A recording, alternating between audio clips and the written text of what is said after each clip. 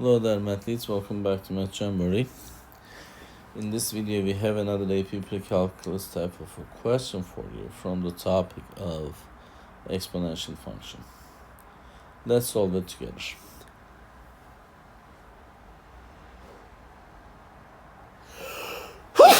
Excuse me. The exponential function f of x equals a times b to the power of x, where a and b are positive constants, is defined. The table shows values of f of x at selected values of x. Which of the following statements is true?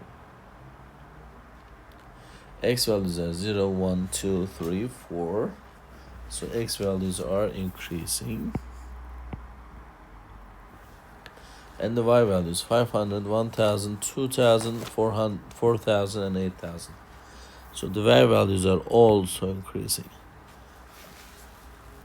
If they are both increasing, you know that this is a growth function.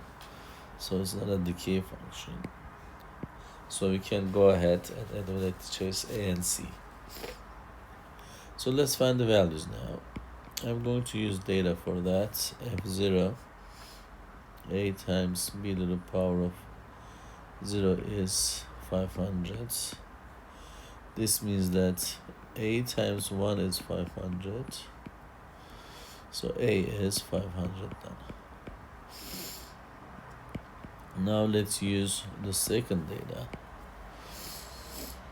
500 times b to the power of 1 is 1000, which means 500b. So if you will divide both sides by 500, you will see that b is equals to 2. So b is greater than 1, not between 0 and 1.